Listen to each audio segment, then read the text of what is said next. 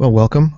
This is episode 79, and this is um, our first night of doing Minding Your Business. Understanding the Law presents Minding Your Business. We were scheduled to do this last week, and then due to technical difficulties, which is something that happens, unfortunately, far too frequently, we were unable to move forward with that show. So tonight we're happy to be doing our first live Minding Your Business show. And here's the format for this show. Those of you who follow us regularly, you know that we've got the Thursday show where we have business guests that we interview, the Monday morning week in review, and then the Tuesday legal Q&A. And we're going to be bringing in a special business program on Wednesday evenings, 5 to 6 p.m. For those of you who don't know, my name is Peter Lamont. I'm a business and personal law attorney, the principal of the law offices of Peter J. Lamont, and the host of Understanding the Law Radio. We do this program as a service to you so that you better understand your rights and obligations under the law. And I really encourage you to engage in this discussion. Either post stuff below in the comments section below this video.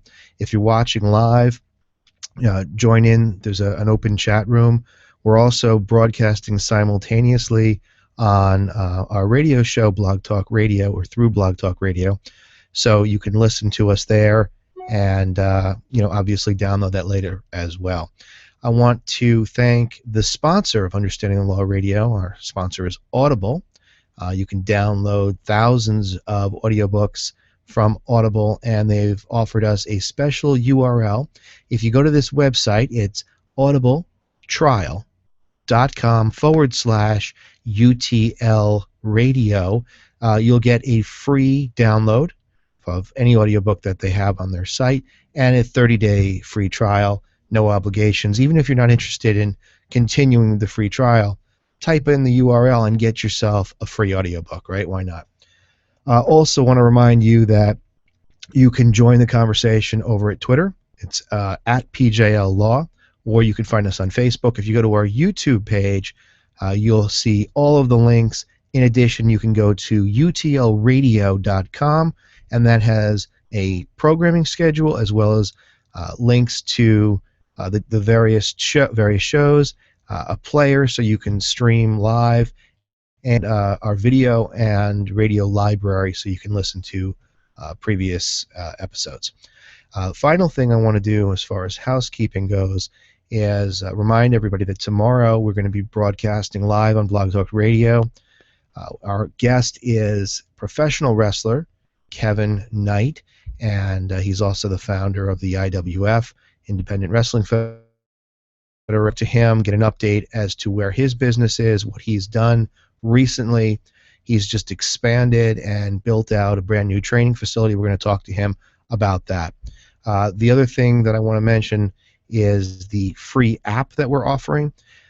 If you go to the iTunes store, because it's exclusively for iTunes or exclusively for the Apple iPad or iPhone, downloadable through iTunes is an app. Just search the name of our firm, Law Offices of Peter Lamont, and you'll get a free app. It allows you to not only view various important information, statutes, and things like that, but gives you an opportunity to ask a legal question directly from your phone or iPad and have it answered by an attorney in my office. So it gets sent here, it reviews it and answers it free of charge. So, and the app is free. In addition, you can stream this show live either on the YouTube section or through the radio show. So, housekeeping, let's talk about today's topic. Now, what I want to do moving forward, this show I'm sure is probably going to be a little rough just because we haven't done this show in this format, and it's a first time for it, so bear with me. But today's topic, we're going to talk about patience, the importance of having patience in business and with making business decisions. And one thing that I want to do, I happen to be a fan of the show Sons of Anarchy on FX. And being that this is Thursday, the show airs Tuesday night.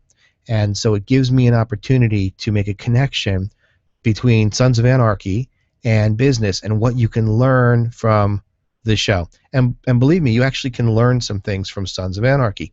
So what we're going to do every week is do a tie-in between the prior night's episode of Sons of Anarchy and what our topic is for the night, and we'll make a correlation. So it'll be fun. All right, so tonight's topic is patience in business, the importance of having it.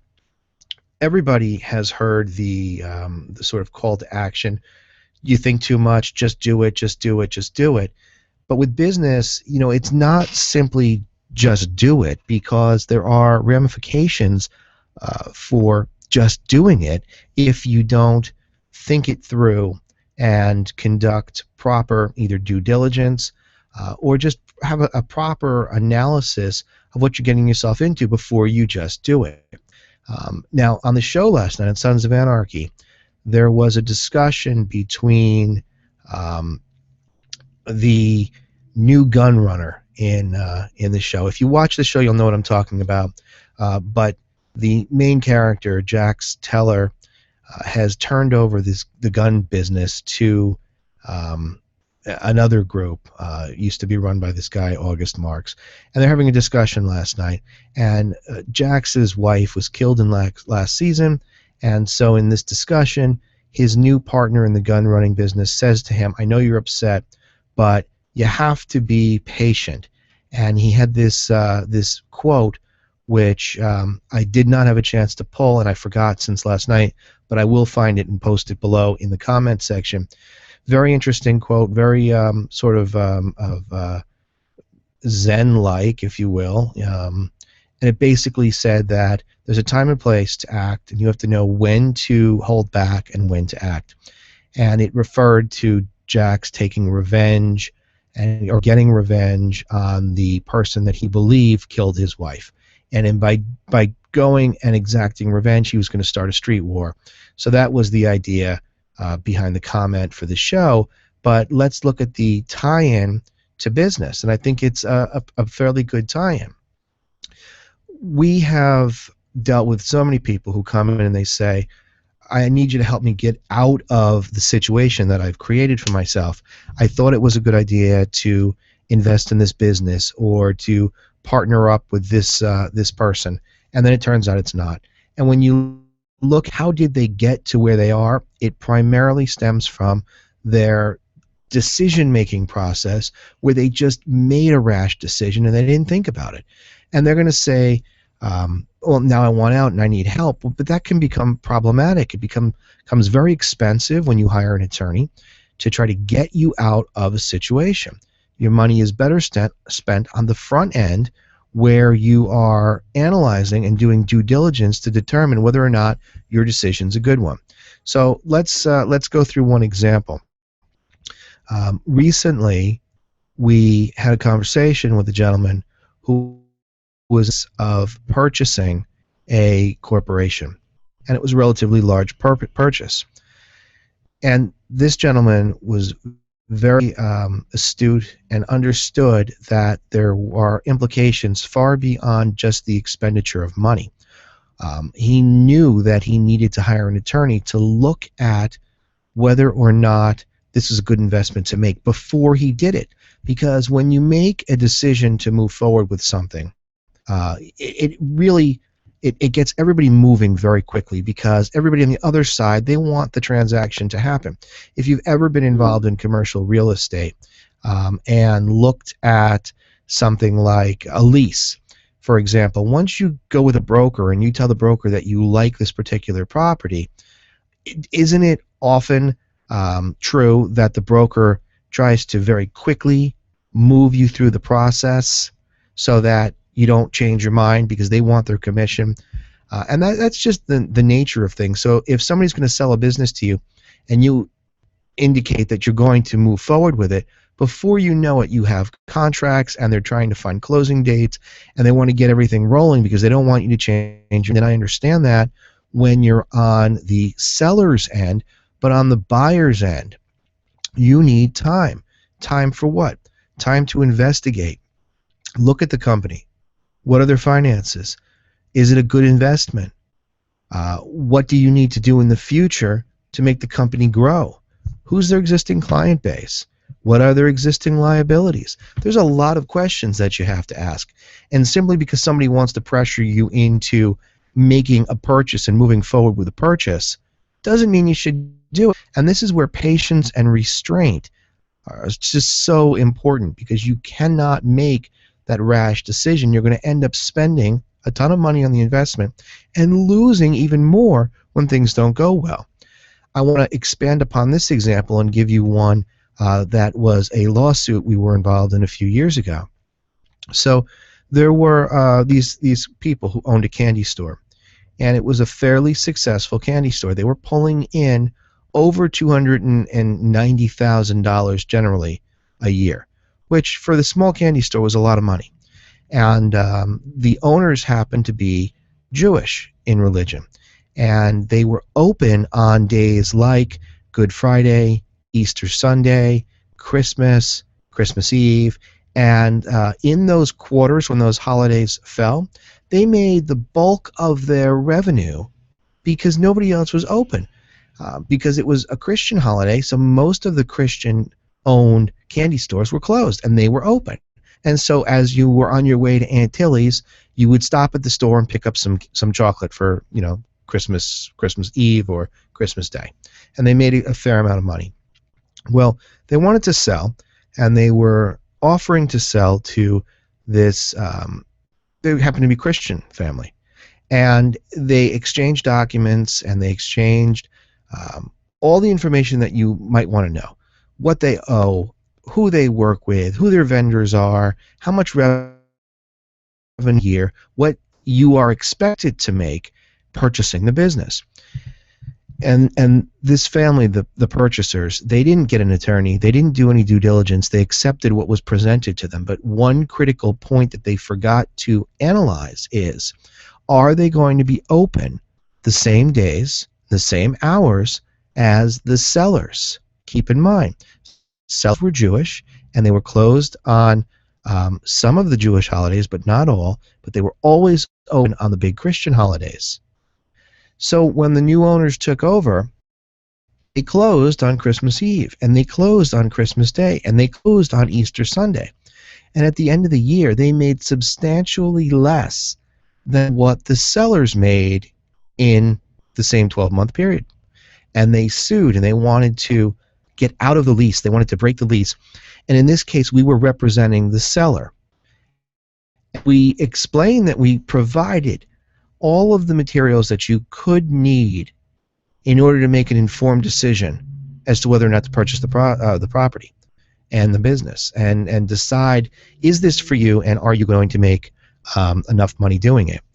And ultimately, we won, because their failure to hire a lawyer, to do due diligence, to ask the right questions, we weren't duping them. My client wasn't duping them. My client was very honest. My client didn't think to say to them either, hey, by the way, what religion are you? That just didn't come into anybody's mind. So there is an issue there that needs to be addressed, and that is the issue of patience. You need to act slowly enough to complete your due diligence, to understand what you're getting yourself into, but not too slowly that the deal falls through, and there's a happy medium. There's a balance you have to find. Now, let's move away from business sales, and let's look at hiring decision. You're going to hire a potential employee. Let's say, for example, you need this employee because he or she is replacing somebody who just up and quit, and you weren't prepared for that, and you need somebody in there right away to start learning the position. Well, far too often, people will just jump at the first person that comes through their door. And I ask you, how often does that work for you if you're an employer? The first person that comes through the door, are they always the right one? How often are they the right one? And I'm going to take a stab, and I'm going to tell you that I think that less than 40% of the time, they're the right ones. And statistically, I think it's even lower, but I'm going to give you the 40%. Why? Because you haven't had adequate time to look at their background, to call their references if you're going to do that, to conduct a background check. You need somebody They need to be in as soon as possible. So you bring them in. And does it work out? I hope for your sake it does. But generally speaking, it doesn't, because you haven't taken the time, exercised the right amount of patience and restraint before making the decision. Now, there are those people out there that say, he who hesitates is lost. And that's true in certain instances with certain business decisions, but not for the vast majority. We're not talking about procrastinating and dragging your feet. What we're talking about is having enough restraint and patience to realize that you need to conduct more investigation into something. Is it the right business to buy? Just because somebody's telling you it is doesn't mean you should do it. Take your time. What about hiring? Again, you're under the gun, you need somebody. Take your time. Look at what you're doing. Think about it. Don't let other employees, coworkers, partners, force you into making a decision before you're ready. You need time to analyze whether or not it's a good decision, and oftentimes you need help. It could be a CPA that you need to talk to, an attorney, a business partner, your father or mother. It could be anybody, but you need time to analyze whether or not it's a good idea. So let's go back to my tie-in with Sons of Anarchy. Well, Jax didn't listen to his partner about patience, and he went out and did some things, killed some people, made some rash decisions, and while we don't know what's going to happen in the upcoming weeks, I suspect that it's going to set off a chain of events that they're going to have a difficult time recovering from. And the same is true in business. Once you make a bad decision, it's not a bad decision that just ends. It always has a ripple effect. The same with good decisions, which is why I'm encouraging you to exercise restraint and exercise your patience muscles and get the right help, take the right approach, and make sure that you know what you're getting yourself into before you pull the trigger. So in the case of Sons of Anarchy, like I'm saying, he's going to have some problems coming up because of his decision and the fact that he wouldn't exercise restraint. In fact, he killed somebody who he thought killed his wife, but in fact, it's not the person that killed his wife. So I'm not going to tell you who it is for those of you who may just be picking up this series in its final season and are going to go back and watch the rest of the show, so I'm not going to ruin it for you. But he didn't think it through. He acted irrationally and emotionally, and there's very little place in business for emotion. It's hard to separate emotion from that business mindset. But if you want to be successful in your business, you need to separate emotion and your business decision making. And no time is that more true than when we're dealing with lawsuits and litigation. So oftentimes, and just about 90% of the time, we have the same conversation with our business clients. And that always comes down to one thing, and it comes down to settlement. You might get a very angry client who feels that they have been duped by a vendor or an employer or an agent or an employee, you name it, and they want justice. And if you look at some of our other videos and listen to our other shows, I talk frequently about the fact that the law is not fair and that there's not necessarily justice.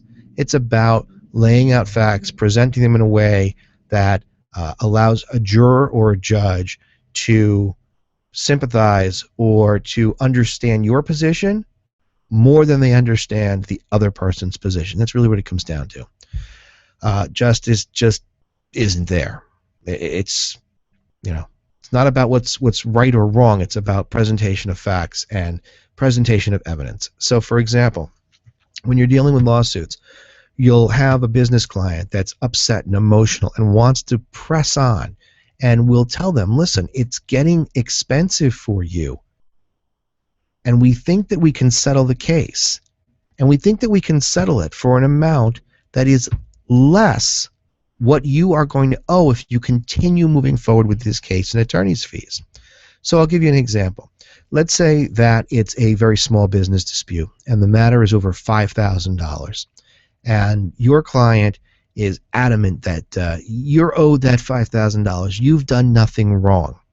And you sue. And the defendant turns around and believes that they have a valid counterclaim against you. And they sue you back for $25,000. Now you've got a counterclaim.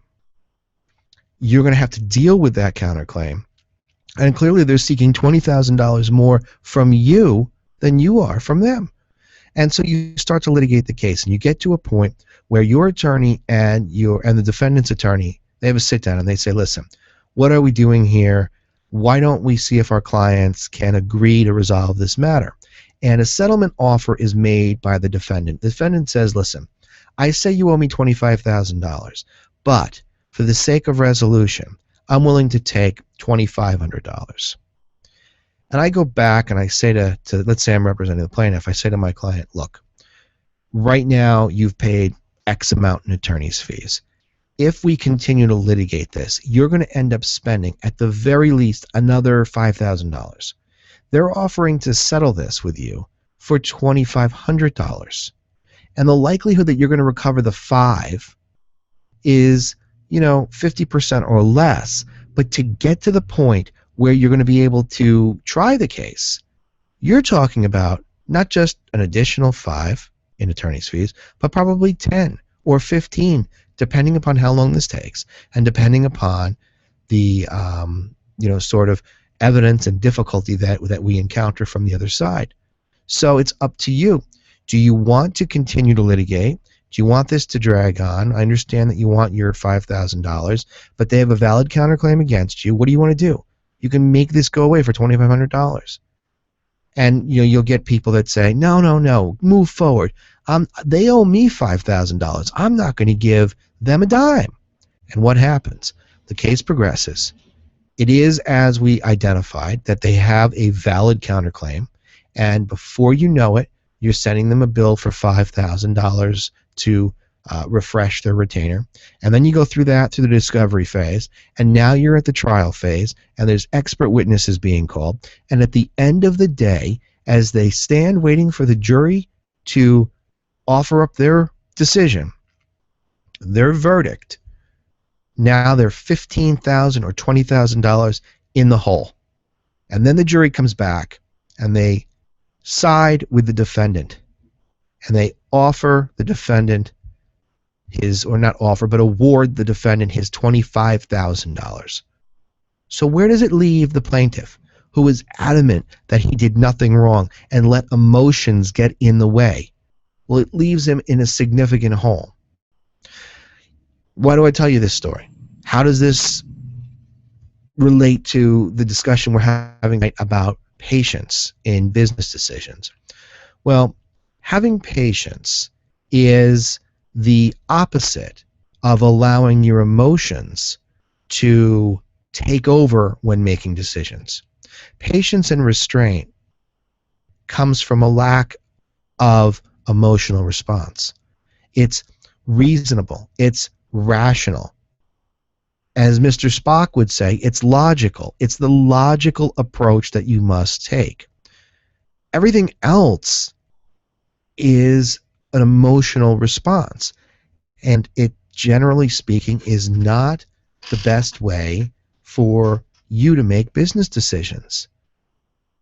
Emotions are good for love stories, Harlequin romance novels, the occasional chick flick, hanging out with your kids, your wife, your husband, your significant other. Not in business. You can be passionate about what you're doing. You can be passionate about the products and services. You can be emotional when dealing with perhaps an award that you won or somebody's life that you've changed. But if you look at the best business people out there, and this includes the best doctors and dentists, when they treat a patient, they try hard not to get emotionally attached, because it's going to impair their ability to do a good job. When my son, I have 3 kids, and those of you who have followed me, you know that my middle son has a pacemaker, and that pacemaker was implanted when he was 6 months old. He has a heart defect, congenital heart defect. And so we went to New York Presbyterian, Columbia, and we went in and we were preparing for surgery, and we were assigned a surgeon who happened to be world class. His name was Dr. Quagabauer, and he's a world renowned heart surgeon. And we were very comfortable knowing that he was going to be our surgeon. And my wife had said to one of the nurses, "Is it possible to meet the surgeon before the surgery?" And she said, "Dr. Quagabauer does not like to do that." And, as parents, you're like, "What? It's my kid and the surgeon won't talk to me? I don't understand this." She said, "He wants to have a clear head going into this. He has talked to the doctors. He's read the notes. He knows what has to be done." And so, of course, we let him go. He's the doctor. We didn't want to interfere. And then we found out while Luke was getting the surgery that he refuses to look at the faces of the children that he's operating on because he gets too emotionally attached, and it clouds his vision. It clouds his ability to do a great job. And when the surgery was over successfully, he met with us, and he was the nicest, kindest, sweetest man, and was very happy that he could return our son to us safe. And I tell this story to people, and they say, "What a jerk." But, looking at it with emotion aside and looking at it, thinking about it like a business, he did not want his emotions to interfere. He didn't want that emotional response to get involved. He wanted to have patience. He wanted to be calm. Make sure he was right, making the right decisions, not act based upon outside influences and emotional pressures that cloud his judgment. And that's how I like to look at it. And I think that there are lessons that you can learn from not only Sons of Anarchy, but from people in your community, doctors, people that you see every day, even lawyers, believe it or not. But I think it's something that you have to sort of understand. Business should not be emotional. And I'm not, speaking like a Gordon Gekko, greed is good. This is just common sense. When you are faced with making decisions, you must do so in a logical fashion. Is emotion going to creep in? Yes, but you must keep it at bay. Because when you don't act with patience, things go wrong. You make bad decisions. You're acting on impulse. You're not doing due diligence. You're not checking in to make sure that what you're doing is right. I'm going to give you one more story tonight about lack of patience. So there is this corporation that we've been working with, and they wanted to hire this particular woman. This woman was going to be sort of a manager in the operations of what they were doing. And woman looked great on paper. Good education, good background, friendly, attractive, well-dressed. No indication that there was a problem. And so no background checks were done. They hired her right on the spot, and they gave her a substantial amount of money. And then they started asking her for certain things like your insurance policy and other documentation. And it was very slow to come, and then there were all sorts of excuses. And they started getting concerned. So they contacted us, and a background check was performed. And what we found was that this individual was a convicted felon and had numerous financial issues that were so significant and severe that they should not be in the position they were in because they were dealing with significant sums of money for this corporation. When we explained to our client what information we found, they were shocked, as you can imagine.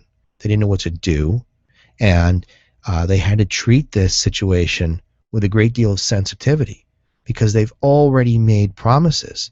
and signed contracts with this woman. And it took some time to formulate an exit strategy, which ultimately was done. But it cost them a lot of money, a lot of time, a lot of worry and aggravation. My point in tonight's show is act logically, reasonably, and with patience. There is a time to jump, but it's not right away. Even if you jump because you think this is a great opportunity, rein yourself in, control yourself, take a step back, go talk to somebody, go do some due diligence on everything. I know that due diligence is a term that's used a lot in real estate and banking and in corporate finance, but it's really something that you should kind of keep in mind at any level. It doesn't make a difference if you own a plumbing company or a pizzeria and you're going to hire an employee. Don't just pull the trigger. Look and see who you're hiring. Maybe it takes $100. Maybe it takes a day before you can make a decision. But trust me, making the rash decision is not the right way to proceed. And finally, coming back to Sons of Anarchy, I think we'll see in the show what his inability to remain patient and reasonable will do to him and the club. So I think it's an interesting topic. I think the idea of tying in Sons of Anarchy is kind of fun.